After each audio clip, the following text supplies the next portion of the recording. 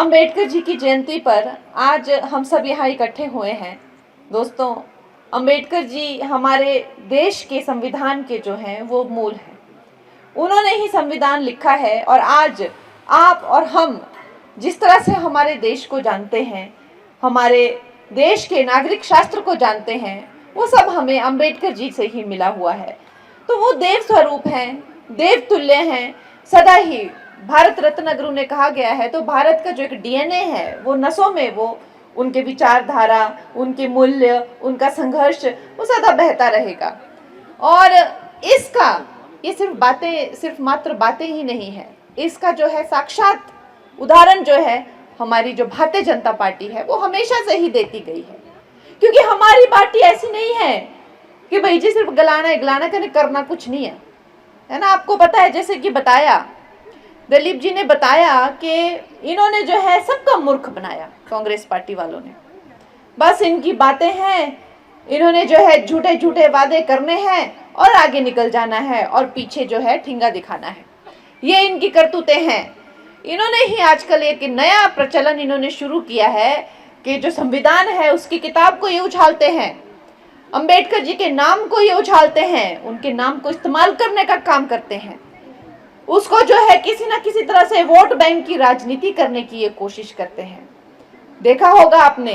लेकिन हम भी इतिहास को दिखाएंगे और इतिहास गवाह है। और आज इसीलिए हमें ये इकट्ठे हुए हैं वो दिन याद करने के लिए जब इनको अंबेडकर जी को जो है बड़ा ही अपमान करके जो नेहरू ने जो है कैबिनेट से निकाल दिया था।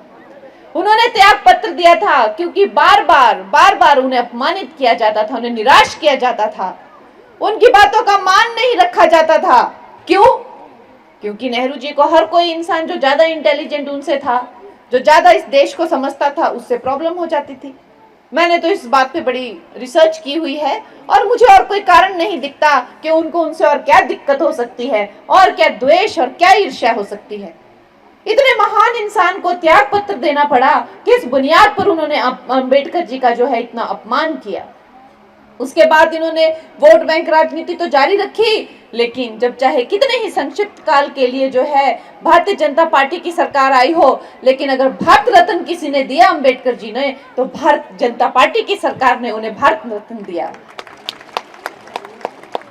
उसके बाद प्रधानमंत्री जी ने कभी भी संविधान उछालकर जो है कोई दुहाइयां नहीं दी, ये बातें नहीं उछाली।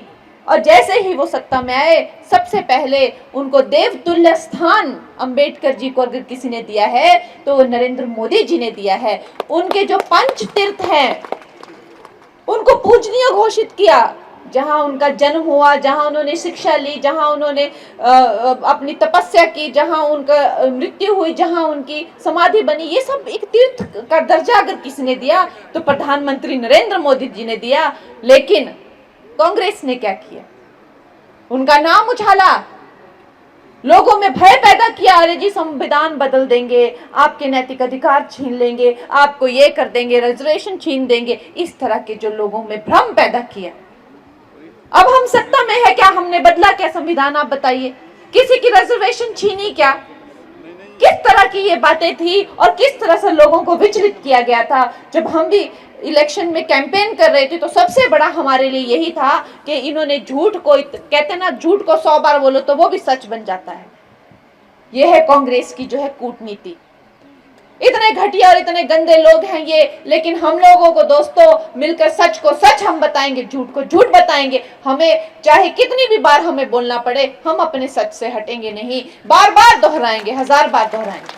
अगर आप ये वीडियो YouTube पर देख रहे हैं तो हमारे चैनल को सब्सक्राइब करें और बेल आइकन को दबाना ना भूलें। अगर आप Facebook पर ये वीडियो देख रहे हैं तो हमारे पेज को लाइक करें।